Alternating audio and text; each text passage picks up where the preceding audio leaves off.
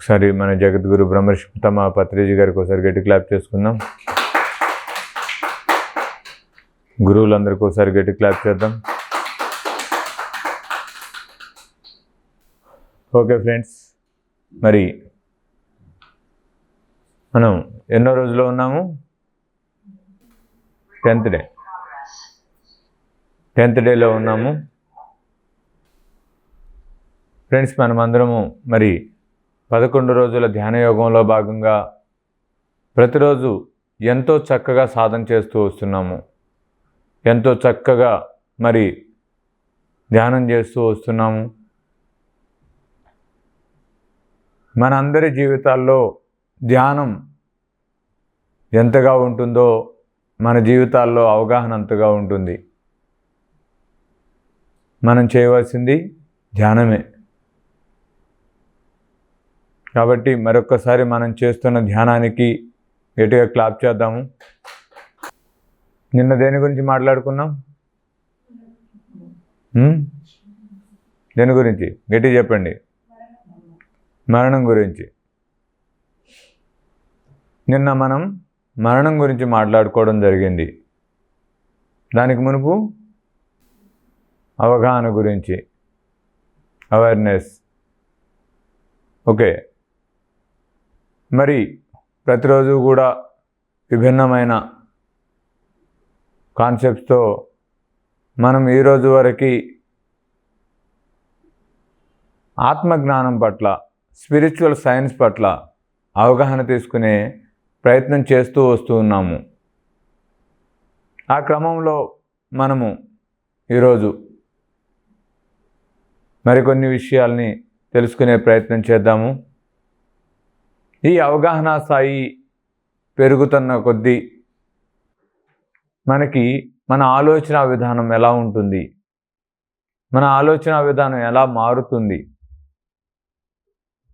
ఇక్కడ మనం అందరం గుర్తుపెట్టుకోవాల్సిన ఒకటే మై డియర్ ఫ్రెండ్స్, మనం ఎదగడానికి ప్రపంచం కావాలి, ఎదిగిన తర్వాత ప్రపంచానికి మనం కావాలి. కాబట్టి మనం అందరం కూడా ప్రపంచం ఎదురు చూసేలాగా ఎదగాలి. అర్థమైందా? మనం ఎదగడానికి ప్రపంచం కావాలి. ఈ రోజున మనం ఇప్పుడు ఇక్కడ ఎలా ఉన్నాము అంటే దానికి కారణం ప్రపంచం. నా డబ్బు నేను సంపాదించుకుంటున్నా, నా వంట నేను చేసుకుంటున్నా, నా కడుపుకు నేను తింటున్నాను, దీంతో నాకు ప్రపంచానికి సంబంధం ఏముంది అనుకుంటే అది పొరపాటు. మనకున్న అవగాహన ఎక్కడి నుండి వచ్చింది? ప్రపంచంలో ఎంతో మందితో కలవడం వల్లే ఇప్పుడు మనం ఇలా ఉన్నాము. గమనించండి, ప్రపంచంతో ఎవరితో కలవకుండా ఇంట్లోనే ఉండి, ఈ మధ్యకాలంలో ఏదో జోష్ సినిమా ఉంటుంది. జోష్ సినిమాలో వాడు ఫస్ట్ ర్యాంకర్ ఉంటాడు. నిన్ను తీసుకెళ్ళి జగదాంబ సెంటర్లో వదిలిపెడితే ఏ బస్సు ఎక్కి ఇంటికి వస్తామంటే వాడికి తెలియదు, లోకజ్ఞానం లేదు. లోకజ్ఞానం ఎలా వస్తుంది? లోకంతో కలిసినప్పుడే లోకజ్ఞానం వస్తుంది. ఎవడన్నా ఏదన్నా సరిగా మాట్లాడడం కానీ, సరిగా కలవలేకపోవడం కానీ, నలుగురితో కలిసి పని చేయలేకపోవడం కానీ ఎవరన్నా ఉన్నారనుకోండి, వెంటనే ఏమంటాం, వీడికి లోకజ్ఞానం, బొత్తిగా లోకజ్ఞానం లేదురా అంటాము. వీడి లోకజ్ఞానం లేకపోతే ఈ ప్రపంచంలో ఎలా బతుకుతాడు అంటాము. అంటే మనము ఈ ప్రపంచంలో అత్యద్భుతంగా జీవించాలి అంటే ఏముండాలి? లోకజ్ఞానం ఉండాలి. అంటే ప్రపంచంతో మనకు పని ఉంది. మనం ఎదగడానికి ప్రపంచం కావాలి. మనం ఎదగడానికి ప్రపంచం కావడమే కాదు, మనం ఎదిగిన తర్వాత ప్రపంచానికి మనం కావాలి. ఒక అద్భుతంగా ఎదిగిన ఒక అబ్దుల్ కలాం ప్రపంచానికి ఎంత చేశాడు? కాబట్టి మనం ఎదిగిన తర్వాత ప్రపంచానికి మనం కావాలి. కాబట్టి మన కోసం ఎదురు చూసేలాగా ప్రపంచం మనం ఎదగాలి. ఓ టెర్రరిస్ట్ లాగాను, ఓ రౌడీ లాగాను ఎదురు చూస్తున్న ప్రపంచం అలాంటి వారి కోసం ఎలాంటి వారి కోసం ఎదురు చూస్తుంది? ప్రపంచానికి మేలు చేసేవారి కోసం. సొంత లాభం కొంత మానుకో, పొరుగు వారికి తోడ్పడవోయ్. అలా సొంత లాభం కొంత మానుకొని పొరుగు వారికి ఎవరైతే తోడ్పడాలనుకుంటారో వారి కోసం ఈ ప్రపంచం ఎదురు చూస్తూ ఉంటుంది. కాబట్టి మన జీవితాల్లో మనం కొంత లాభాన్ని మానుకోవాలి. దేనికోసం? పొరుగు వారికి సహాయపడడం కోసం. కాబట్టి మై డియర్ ఫ్రెండ్స్, మనమందరం కూడా గొప్పగా ఎదగాలి. గొప్పగా ఎదగాలి అంటే మనం గొప్పగా సాధన చేయాలి. ఎంత గొప్పగా సాధన చేస్తామో అంత గొప్పగా మనల్ని మనం తెలుసుకుంటాము. ఎంత గొప్పగా మనల్ని మనం తెలుసుకుంటామో అంత గొప్పగా మనం జీవించగలుగుతాము. చూడండి మై డియర్ ఫ్రెండ్స్, ఈ భూమి మీద ఎవరి పర్పస్ ఏదైనా ఉండొచ్చు కాక, కానీ వాళ్ళందరికీ కామన్గా ఉండే క్వాలిటీ ఏంటంటే ఇవ్వడము. చూడండి, ఎంత పిసినారాయడనే కావచ్చు, ఏదో సందర్భంలో వాడు పక్కన వాడికి ఓ ముద్ద అన్నం పెడితే ఎంత సంబరపడిపోతాడో తెలియకుండానే ఎంతో ఆనందం వస్తుంది, ఎంతో సంతృప్తి వస్తుంది. గమనించారు ఎప్పుడన్నా? ఇవ్వడానికి ఇష్టం లేని వ్యక్తి కూడా ఇచ్చే సందర్భం వచ్చి ఇవ్వాల్సి వచ్చినప్పుడు అతను లోపల తెలియని ఒక సంతృప్తి మొదలవుతుంది. ఎందుకు అంటే ఈ నేచర్లో ప్రతిదీ కూడా ఇవ్వడంలోనే ఆనందం పొందుతుంది, ఏది ఆశించకుండా. ఒక చెట్టు, మన వల్ల ఎన్నో చెట్లు నరకబడుతున్నాయి, కానీ అదే చెట్టు వల్ల మనం సంరక్షించబడుతున్నాము. చెట్టు లేకపోతే మనం ఉన్నామా? లేము. కానీ చెట్టు మన నుండి ఏమైనా ఆశిస్తుందా? ఏమీ ఆశించడం లేదు, మనకన్నీ సమకూరుస్తుంది. ఒక నది లేకపోతే మనం ఉండగలుగుతామా? నీరు లేకపోతే మనం ఉండగలుగుతామా? ఉండలేము. ఆ నది మన నుండి ఏమైనా ఆశిస్తుందా? ఏమీ ఆశించడం లేదు, కానీ మనకి జీవన ఆధారం అవుతుంది. జీవనదులు అంటారు. మనం జీవించడానికి ఆధారం అవుతాయి నదులు. నేల మన నుండి ఏమైనా ఆశిస్తుందా? కానీ మనకి మంచి పంటనిస్తుంది. ఒకసారి భారతదేశాన్ని గట్టికి క్లాప్ చేద్దాం. భారతదేశము సుభిక్షము. భారతదేశం అంటే సస్యశ్యామలము. ఇక్కడ దేనికి లోటే ఉండదు, అన్నీ సుభిక్షంగా ఉంటాయి, అంతా సస్యశ్యామలంగా ఉంటుంది. సుజలాం సుఫలాం చిన్నప్పుడు మనం పాడుకుని ఉంటాం. కాబట్టి ఇక్కడ అంతా కూడా సుభిక్షంగా ఉంది. అంటే ప్రకృతి మనకి ఏమీ ఆశించకుండా అంతా ఇవ్వడానికి సిద్ధంగా ఉంది. సకలము మనకి సమకూరుస్తూ ఉంది. నా డబ్బు నేను సంపాదించుకుంటున్నాను అనుకుంటేనో, లేదా నా జీవితాన్ని నేను జీవిస్తున్నానంటేనో భ్రమ. ఈ భూమి మీద ఎవరూ లేకుండా ఎవరూ జీవించలేరు.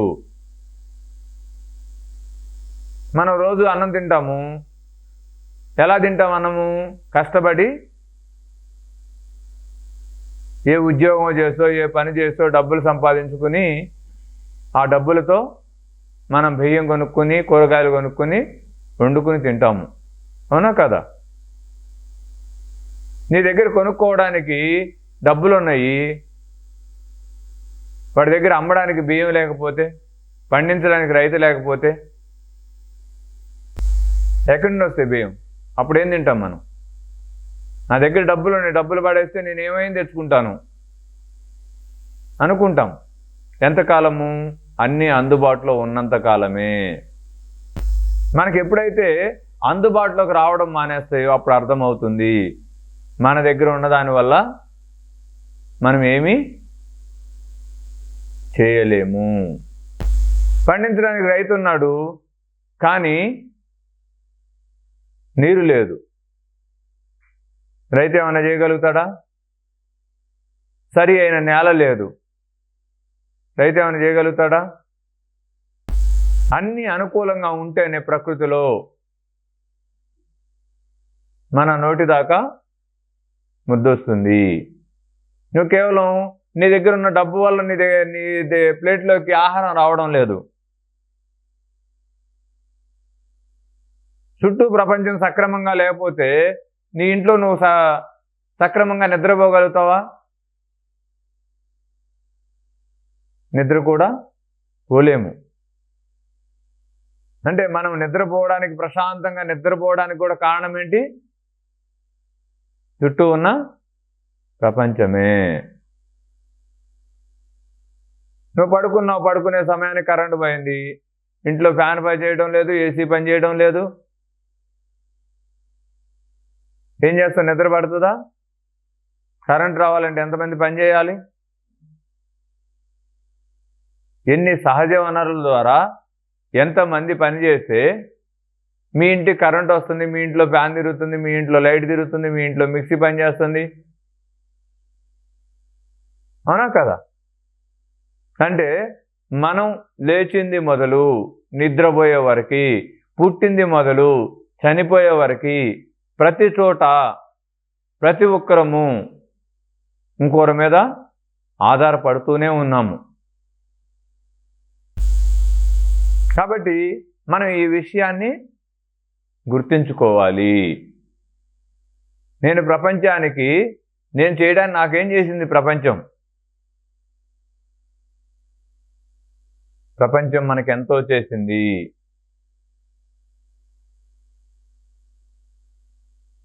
మన దాకా వచ్చే ఏ ఒక్క విషయం గురించి మనం ఆలోచించినా కూడా మనకు అర్థమవుతుంది మనకు ప్రపంచం ఎంత చేసిందో. ఈ ప్రపంచం లేకపోతే మనం ఏమైపోతాము? కాబట్టి మై డియర్ ఫ్రెండ్స్, మనం ఇప్పుడు ఇక్కడ ఇలా ఉండడానికి ప్రపంచమే కారణము. కాబట్టి మనం ఏం చేయాలి? ప్రపంచం ఎదురు చూసేలాగా మనం ఎదగాలి. మరలా ప్రపంచం ఏదైతే మనకిచ్చిందో తిరిగి ప్రపంచానికి మరలా మనం ఇవ్వగలగాలి. చెట్ల ద్వారా ఆక్సిజన్ తీసుకుంటున్నాం. ఎవరో పెట్టిన చెట్టు, మీరు పెట్టారా చెట్టు? ఎవరో పెట్టిన చెట్టు మనకి గాలినిస్తుంది. మనం అలాంటి ఇంకొన్ని చెట్లని పెట్టగలగాలి. అంటే తప్పనించి అభివృద్ధి పేరుతో ఉన్న చెట్లు నరికేయడం కాదు. మన భూమాతని మనం కాపాడుకోవాలి. మనకి ఆ పంటిస్తున్న ఆ భూమాతని మనం ప్లాస్టిక్ వాడుతూ, రకరకాల మందులు వాడుతూ ఆ భూమాతని ఈ రోజున మనం ఎంత క్షోభ గురి చేస్తున్నాము. మనం అభివృద్ధి పేరుతో మనం చేస్తున్న ప్రతిదీ కూడా ఈ యొక్క పంచభూతాలకి హాని చేస్తూనే ఉంది. మనం చేసే ప్రతి పని పట్ల ఎరుకుతూ ఉండాలి. ప్రతిదీ కంఫర్టబుల్, ప్రతిదీ కంఫర్ట్గా ఉండాలి. మనకి చేతిలో ఒక బ్యాగ్ తీసుకుని బజారుకి వెళ్ళడానికి కూడా మనకి ఇబ్బందే. ఎందుకు మోయడం? ఆడికి వెళ్తే ఏ ప్లాస్టిక్ ఇస్తారు కదా. మనం ప్రతి సందర్భంలో కూడా మనం ప్రపంచానికి మేలు చేయడం అంటే మనం ఏమో చేయవసరం లేదు, ఏమో ఇచ్చేయాల్సిన అవసరం లేదు. నువ్వు రోజు చేస్తున్న ప్రతి పని పట్ల ఎరుకుతూ ఉంటే చాలు. మనం రకరకాల ఆచారాల పేరుతో నదుల్ని ఎంత పొల్యూట్ చేస్తున్నామో, ఒకసారి నరేంద్ర మోడీ గారి గట్టి క్లాప్ చేద్దాం. ఆయన వచ్చిన తర్వాత గంగ శుభ్రపడింది. ఆ యొక్క నదులు లేకపోతే మన జీవన ఆధారం ఎక్కడుంటుంది? ఆ నదులన్నీ పొల్యూట్ అయిపోతే మనం తాగడానికి నీరు ఎక్కడి నుండి వస్తుంది? ఆశ పేరుతో రకరకాలుగా మనము ఆచారాల పేరుతో ఆ యొక్క నదుల్ని నాశనం చేస్తున్నాం.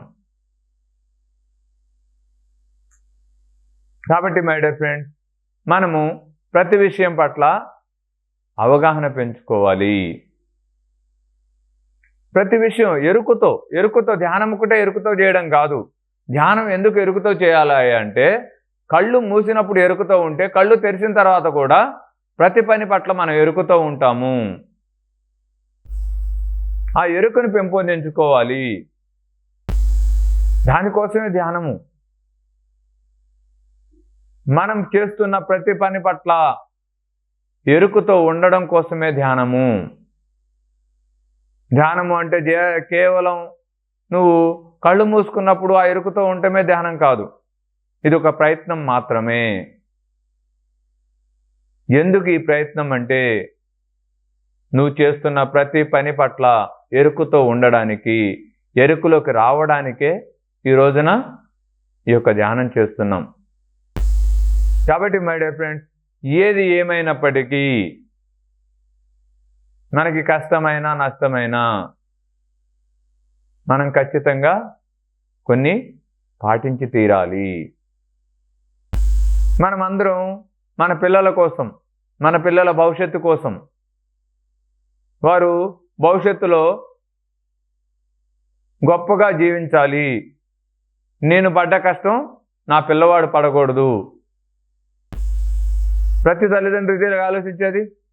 మీరు ఇలాగే ఆలోచిస్తారు, మీ తల్లిదండ్రులు అలాగే ఆలోచించారు.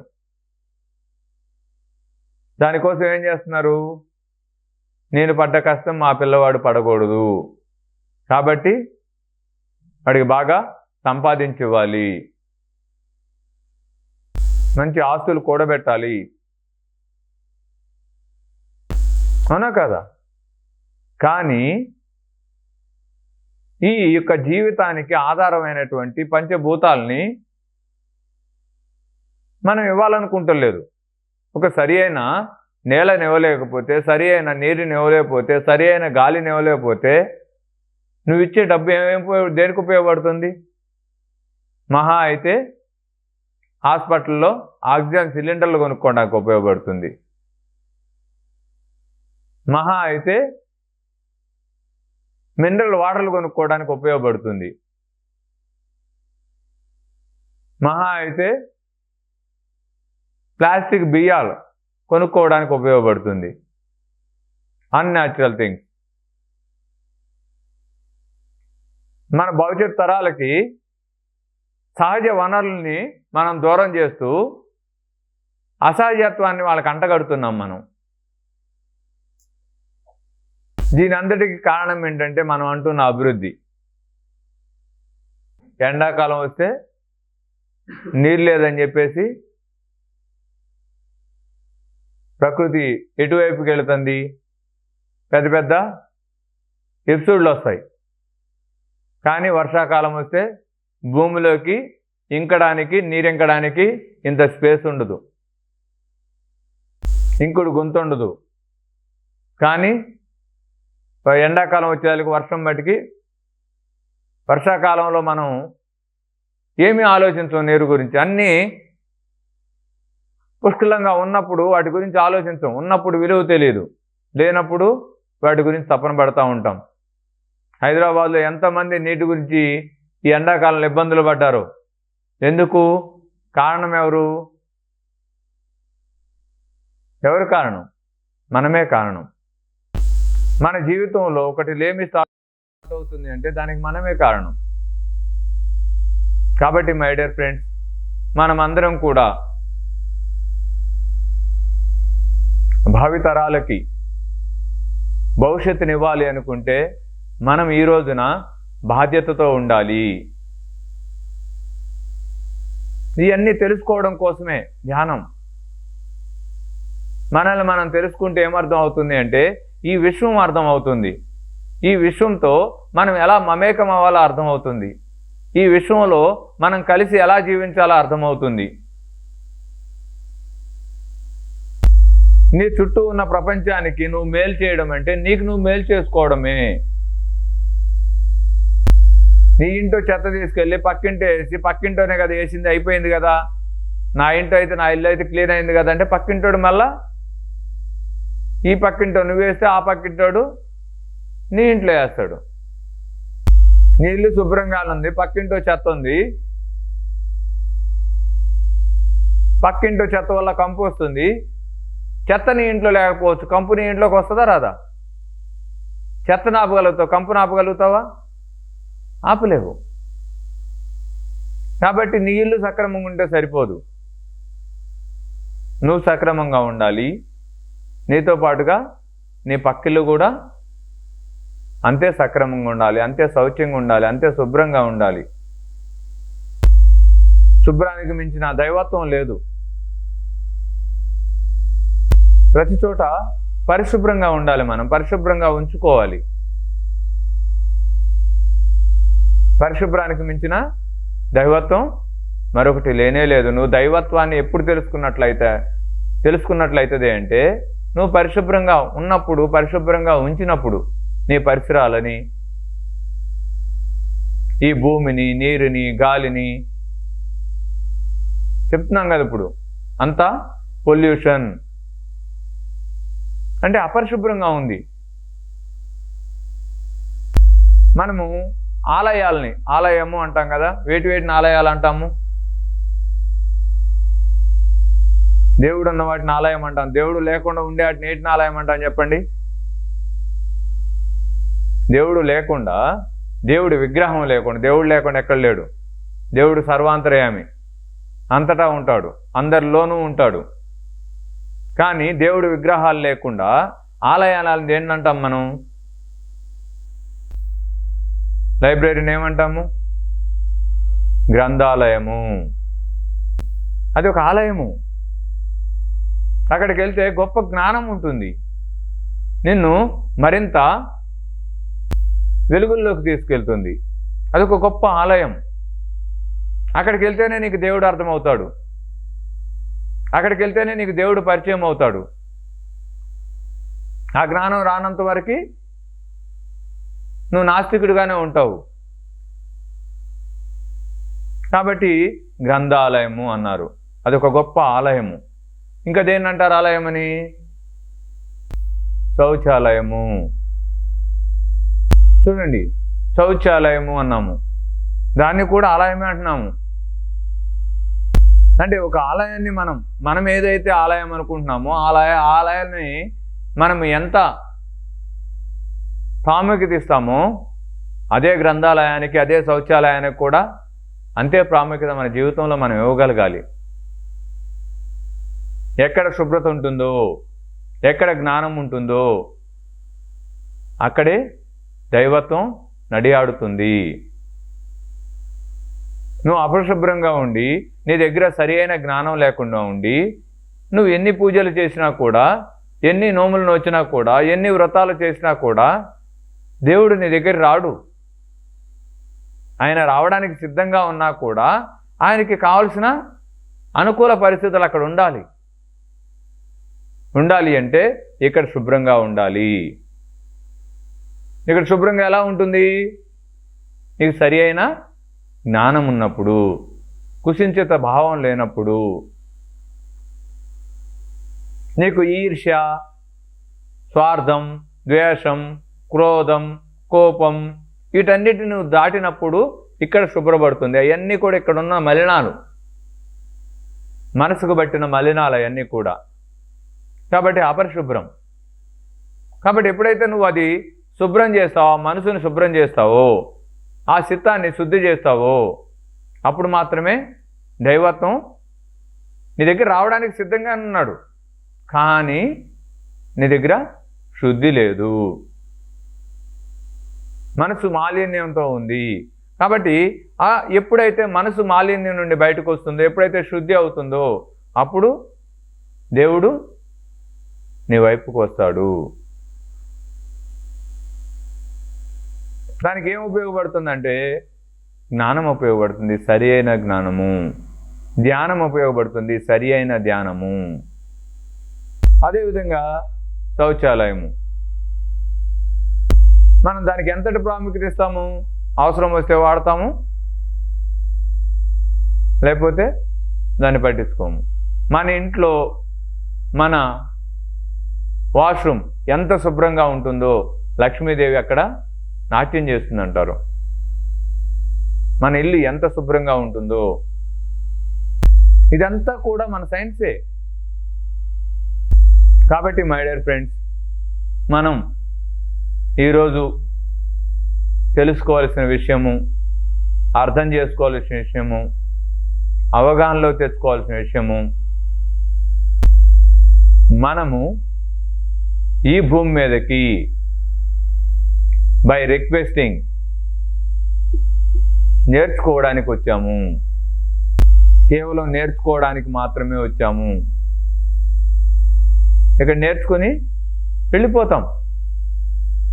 కాబట్టి ఇప్పుడు ఇక్కడ మీరందరూ కూడా గురుస్థానికి ధ్యానం చేసుకోవడానికి వస్తున్నారు. ఇక్కడ సరి అయిన జ్ఞానం తీసుకోవడానికి వస్తున్నారు. దాంతోపాటుగా ఏం చేస్తున్నారు? ఈ గురుస్థాన్ని శుభ్రంగా ఉంచుతున్నారు. అవునా కదా? గురుస్థాన్ని పాడు చేస్తున్నారా? ఎక్కడ పడితే అక్కడ చెత్త పడేస్తున్నారా? ఇక్కడున్న నీరుని వృధా చేస్తున్నారా? ఇక్కడున్న ఆహారాన్ని వృధా చేస్తున్నారా? లేదు. మనమందరం చాలా బాధ్యతగా ఉన్నాము. ఈ గురుస్థాన్ని మనము గురుస్థానికి ధ్యానం చేసుకోవడానికి వచ్చాం, గురుస్థానంలో జ్ఞానం తీసుకోవడానికి వచ్చాం. అంతేగాని గురుస్థాన్ని శుభ్రం చేయడానికో వేటికి రాలేదు. కానీ మనం ఇక్కడికి వచ్చాము, దీన్ని వాడుకుంటున్నాం. కాబట్టి దీన్ని పరిశుభ్రంగా ఉంచుకోవడము, ఇక్కడ వనరుల్ని మనం జాగ్రత్తగా వాడుకోవడము ఇక్కడికి వచ్చే ప్రతి ఒక్కరి బాధ్యత. అవునా కదా? అదేవిధంగా ఈ భూమి మీదకి మనం నేర్చుకోవడానికి వచ్చాము. కాబట్టి ఈ భూమిని పరిశుభ్రంగా ఉంచుకోవాల్సిన బాధ్యత, జాగ్రత్తగా చూసుకోవాల్సిన బాధ్యత ఈ భూమి మీదకి వచ్చిన ప్రతి ఒక్కరికి ఉంది. ఇది మన బాధ్యత. కాబట్టి మై డియర్ ఫ్రెండ్స్, ఈరోజు మనం తెలుసుకోవాల్సిన సత్యము, మనం ఎదగడానికి ఈ ప్రపంచం కావాలి. ఎదిగిన తర్వాత ప్రపంచానికి మనం కావాలి. కాబట్టి ప్రపంచం ఎదురు చూసేలాగా మనం ఎదగాలి. అందరు సిద్ధమేనా? మొక్కే కదా అని చెప్పేసి పీకేసుకుంటూ పోతే మనకి మన ఆయుషే పోయేది. మొక్క వల్లే మనం ఉన్నాం. మరి మొక్కల్ని ఎంతమంది సంరక్షిస్తారు? ఇక్కడ మొక్కల్ని ఎంతమంది నాటుతారు? ఎంతమంది నాటుతున్నారు? నిలువ నీరుకి విలువ లేదని చెప్తారు. ఇప్పుడు అన్నారా? ఎప్పుడు అది ఒక ప్రవాహంలాగా, గంగా ప్రవాహంలాగా అది పారుతూనే ఉండాలి. బావిలో కూడా నీరు ఎప్పుడు కూడా నువ్వు తోడుతూ ఉండాలి, ఊరుతూ ఉండాలి. అలా కాకుండా వాడకుండా బావిని వదిలేస్తే ఏమవుతుంది? ఎప్పుడైనా చూసారు వాడిన బావిని? తాగడానికి ఉపయోగపడుతుంది నీరు? ఎప్పుడు కూడా అది ఓట ఊరుతూ ఉండాలి, నువ్వు తోడుతూ ఉండాలి. రెండు జరిగినప్పుడే అవి వాడడానికి ఉపయోగపడుతుంది. ఒక నదిలో నీరు ఎప్పుడన్నా చూసారు మీరు? ఎప్పుడు ఎంత స్వచ్ఛంగా ఉంటాయో అదే చెరువులో నీళ్ళు ఎందుకు? నిలువ నీళ్ళకి విలువ లేదు. కాబట్టి నదుల్ని సంరక్షించుకోవాలి.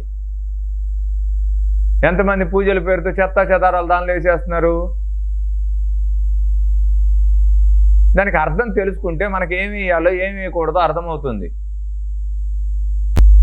సాంప్రదాయాల పేరుతో మనం ప్రకృతిని సర్వనాశనం చేస్తున్నాము. వినాయక చవితి వస్తే ఒక పత్రితో పూజ చేస్తారు. ఎందుకు చేస్తారు? ఈ సృష్టిలో ప్రతిదీ ఆయుర్వేదమే, ప్రతిదీ ఔషధమే. ఏ మొక్క విలువ ఏంటి నువ్వు తెలుసుకో. వాటిని తెలియజెప్పడానికే ఇవి గతంలో కనుమరుగు అయిపోకుండా వాటిని భవిష్యత్ తరాలకి పరిచయం చేయడం కోసం, ఆ మొక్క విలువ తెలియజేయడం కోసం మనకి ఈ పత్రితో పూజ చేయాలనేది పెట్టారు. కానీ మనం ఏం చేస్తున్నాం, ఇప్పుడు అన్ని ఉన్న చెట్లు మొత్తం ఎరగదీసేస్తున్నాం, ఆ చెట్టే లేకుండా చేసాం. ఒకప్పుడు వినాయకుడి సైతులో ఏ పత్రి అయితే ఉందో ఆ పత్రులు ఇప్పుడు భూమి మీద లేకుండా చేసినాం మనం. వాళ్ళు పెట్టిన అర్థం వేరే, మనం చేస్తున్న పని వేరే. అసలు వినాయకుడి సైతం ఎందుకు వచ్చింది తెలుసా? బయట వినాయకుడు విగ్రహాలు పెట్టి, పెద్ద పెద్ద విగ్రహాలు పెట్టి పూజలు చేయడం ఎవరు చేశారు?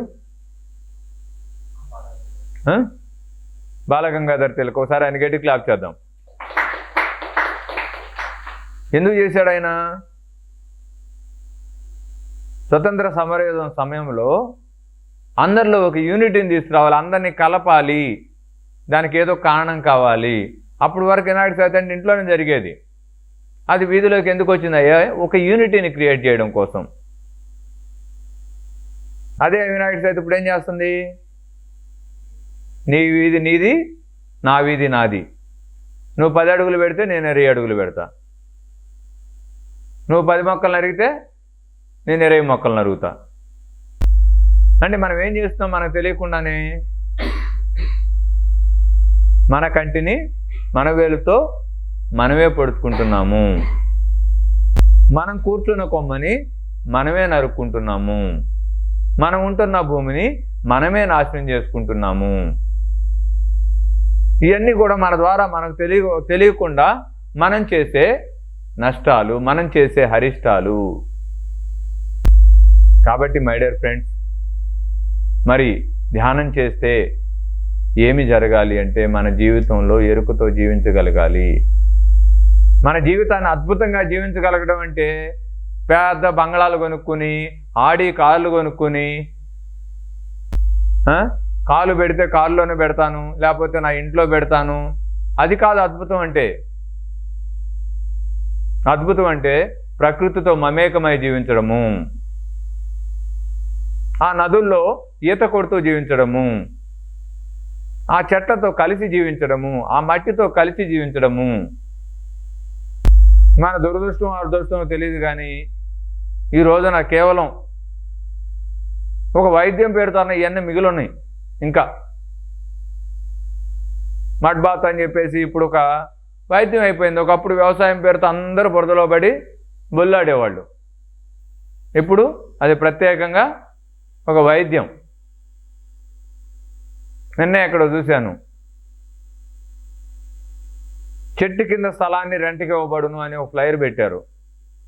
భవిష్యత్తులో చెట్టు లేకపోతే మనం కాసేపు వెళ్ళి చెట్టు కిందకి వెళ్ళి రెంట్కి తీసుకుని రెస్టారెంట్కి వెళ్తాం కదా, అలా ఏడ చెట్టు ఉందో చూసుకుని చెట్టు కిందకి వెళ్ళి కాసేపు కూర్చుని రావాల్సి వస్తుంది పరిస్థితి. కాబట్టి అభివృద్ధి అంటే ఏంటంటే, అద్భుతం అంటే ఏంటంటే నువ్వు ప్రకృతితో మమేకమై జీవించగలగడము, మమేకమై జీవించే అవకాశాల్ని పుష్కలంగా కల్పించడము. దానికోసమే మనలాంటి వాళ్ళ కోసం ప్రపంచం ఎదురు చూస్తుంది. ఇప్పుడు కరువు అయిపోయింది, అది సరి అయిన నీరు కరువు అయిపోయింది, సరి అయిన నేల కరువు అయిపోయింది, ఈ భూమి మీద చెట్లు కరువు అయిపోయినాయి, మనుషుల మటుకి తండోపతండాలుగా పెరిగిపోతున్నాం.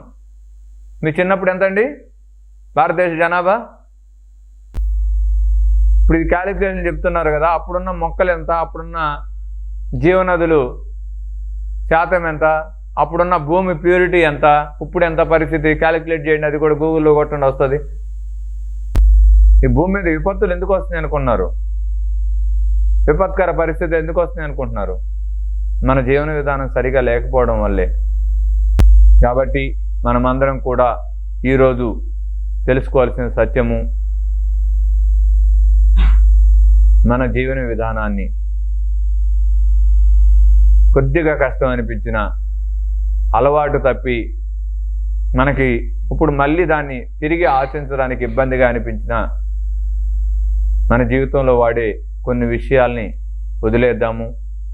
ఎస్పెషల్లీ ప్లాస్టిక్ని వదిలేద్దాము, మన పరిసరాల్ని మనం శుభ్రపరచుకుందాము, మన ప్రకృతిని చెట్లని మనం కాపాడుకుందాము, మన తాగునీరు సాగునీరుని మనం కాపాడుకుందాము. అభివృద్ధి పేరుతో ప్లాస్టిక్ బాటిల్లో వాటర్ తాగడం మానేద్దాము. ఓకేనా friends? Okay, thank you very much. మరి ఈరోజు ఇదే జ్ఞానము. దీనిలో ఆత్మ ఏడుంది, ఆత్మకు సంబంధించిన జ్ఞానం ఏడుంది అనకూడదు. ఆత్మ జ్ఞానంతో ఉన్నవాడు ఎలా జీవిస్తాడంటే ఇలాగే జీవిస్తాడు. ఆత్మజ్ఞానం లేనివాడే అజ్ఞానంతో జీవిస్తాడు, అంధకారంలో జీవిస్తాడు. వాడు ఏం చేస్తున్నాడో వాడికి అర్థం కాదు. వాడు చేస్తున్న పని వల్ల వాడికి ఎంత నష్టం జరుగుతుందో వాడికి అర్థం కాదు. కానీ జ్ఞానంతో, అవగాహనతో, ఆత్మజ్ఞానంతో జీవించేవాడికి ప్రతిదీ ఎరుకులో ఉంటాడు. కాబట్టి నేను చేసే పని వల్ల తాత్కాలిక లాభం ఎంత పొందుతున్నాం అంటే అనేదానికంటే కూడా దానికి శాశ్వతంగా ఎంత నష్టాన్ని చేకూరుస్తున్నాం అనేది అర్థమవుతుంది. దానికోసమే ఆత్మజ్ఞానం, సరి అయిన జీవన విధానం కోసమే ఆత్మజ్ఞానం. జీవిత శాస్త్రం ఇది ఆత్మజ్ఞానం అంటే. జీవితంలో ఎంత గొప్పగా జీవించాలని తెలియజెప్పేది ఆత్మశాస్త్రం అంటే. కాబట్టి ఆత్మశాస్త్రం, ఈ యొక్క జీవిత శాస్త్రం, ఆధ్యాత్మిక శాస్త్రం మన అర్థమైతే మనం ఇలాగే జీవించాలి. ఇలాగ జీవించడం లేదు అంటే ఇంకెక్కడో మనకి ఆ విషయం అర్థం కాలేదు అని అర్థం. మీ అందరి కోసం ప్రపంచం ఎదురు చూస్తుంది my dear friends. Thank you very much.